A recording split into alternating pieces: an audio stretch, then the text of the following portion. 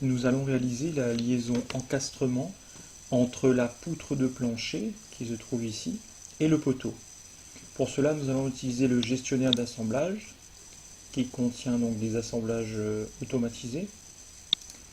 Donc dans le gestionnaire d'assemblage, sur l'icône poteau-poutre qui se trouve ici à gauche, nous allons sélectionner encastrement par jarret avec 2 jarrets refendus. Une fois sélectionné, vous pouvez fermer cette fenêtre. Et là, donc, il nous demande de sélectionner le poteau. Donc, sélection avec le bouton gauche de la souris et validation avec le bouton droit. Puis ensuite, il nous demande de sélectionner la poutre secondaire. Donc, pour nous, la poutre secondaire, il s'agit de la poutre de plancher. Donc, sélection avec le bouton gauche de la souris et validation avec le bouton droit. Voilà. Donc, on va zoomer un petit peu sur cette attache que l'on est en train de régler et qu'on va maintenant configurer à l'aide de cette fenêtre. Donc dans les propriétés, donc on touche à rien.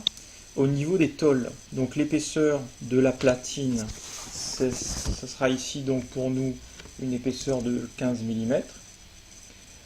Tolérance platine 0. Épaisseur raidisseur, on va mettre 10 mm, c'est déjà ça, donc on ne touche pas. Les surlongueurs, donc surlongueur au-dessus, on va laisser 150. De même pour la surlongueur en dessous. Et gauche-droite, on laisse à 0.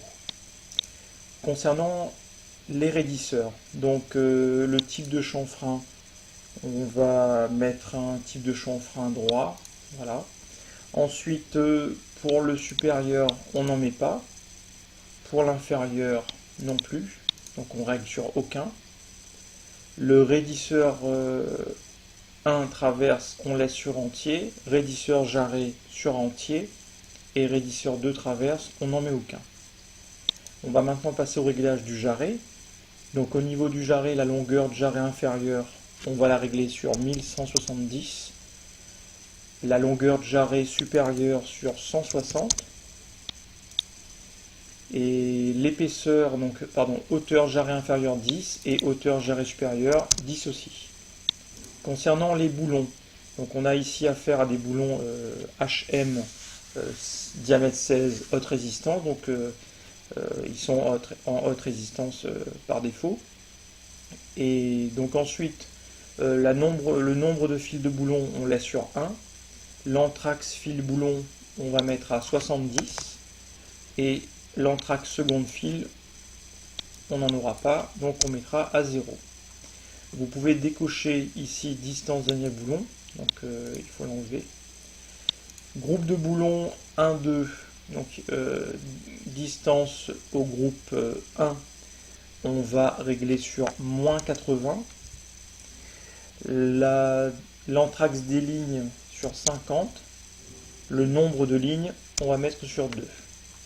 Là, on verra apparaître tout de suite les 2 premières rangées de boulons. Ensuite, distance au groupe 2, on va régler sur 75. L'anthrax des lignes sur 100. Et enfin, nombre de rangées, on n'en met qu'une. Voilà la 3e rangée qui s'affiche. Ensuite, on va régler les groupes de boulons 3-4. Donc, groupe de boulons 3 sur 195 mm. L'anthrax des lignes 105. Et le nombre de lignes, on va mettre 2. Et enfin, la dernière rangée, donc distance au groupe 4, 350. Et on n'en met qu'une seule de rangée.